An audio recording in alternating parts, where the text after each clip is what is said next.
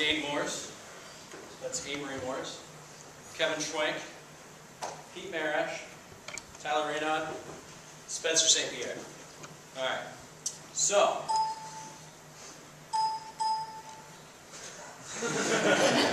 Got it.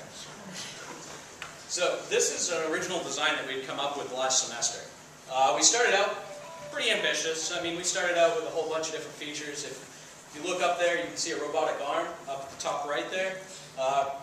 We have one more track than we do now, and the funnel's a little off-center and stuff like that. Other than that, we're basically the same. Our frame is a weird shape. If you go out there and you look at it, you can see it kind of curves in the back. That's because we actually designed for a specific location in the airport. This thing's going to be stationary right there all the time.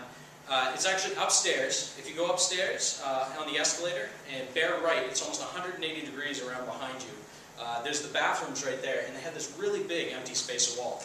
So Kevin went over, and we talked to Robbie Beaton over there, and he's like, actually, I have the perfect place for this thing to go. It's going to look really weird, but it'll be cool. He said he wanted to attract some kids to it. He wanted, some adults to be attracted to it. So, we kind of wanted a good age range of what would be cool. So we had to come up with that in our minds, and that's how we came up with that design. Now, here's a finished picture, semi-finished. We don't have the Lexan on it at that point, but semi-finished picture of our sculpture. As you can see, we've got a lot of different colors in there, just to attract a lot of different people to it. We have 4 tracks. 2 come off the chain lift, which is completely autonomous, right? So it'll come off the chain lift and basically select which side it's going to go to. Most of the time it does go to the Plinko track just because that's a bigger track. And it's a lot more fun to watch. If you watch it, actually the ball slows down. It almost looks like it's going to stop. It gets your attention real good. Then it goes around. So we also have an auger lift, which is completely interactive. You walk up to it, you crank it, you have fun, right? So you bring it up to the top, you drop it down. It has another randomized track selector. And basically it'll either go all the way around the top of the funnel, which looks like it's kind of swirling in, and then it just goes into the funnel and it swirls around. It's a lot of fun. The other one is a loop-de-loop. So it goes down, does a nice little loop, goes into the funnel. For safety features, we encased the front of this in Lexan, 1/4 inch thick, so that nobody can go charging into it and bust the thing apart. And on the back side, it's going to be butted up against a wall, but the airport actually wanted to put oak paneling in the back. So they're going to do that as soon as it gets to the airport. Other than that, for safety features, we do on the yoke, on the airplane yoke, to turn it, you cannot turn it backwards and bind the balls up. We just put a ratchet strap in there, we retrofitted it onto our shaft, and it works pretty good. For patentable features, basically the only patentable feature we do have on this now, we did have a robotic arm on it, which was actually going to be our track selector. Because of reliability issues, we decided to pull it. It was kind of wobbly and stuff, and I just didn't think it was going to last very long. So we went ahead and we still did this funnel, which is made out of, basically, Niles Parker lent us one of his wishing wells that you drop a coin into. We put some fiberglass in it in my father-in-law's basement and stunk up his entire house for a couple days with resin.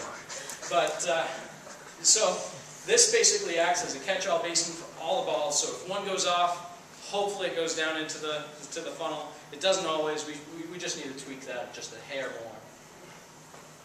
As far as interactivity, I did talk about that quite a bit already, but we do have the yoke, which turns a chain. The chain goes down and turns another sprocket.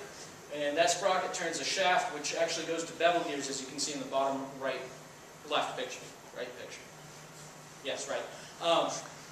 And that turns the auger.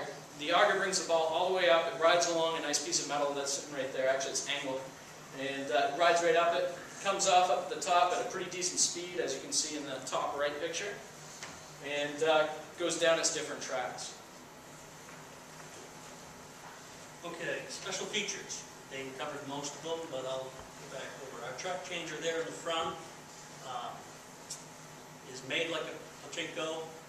Originally it wasn't going to be, but it seemed really cool when we got the other one built, so we went with that. We got the runway lights at the bottom. Somebody asked about why we should make them blink.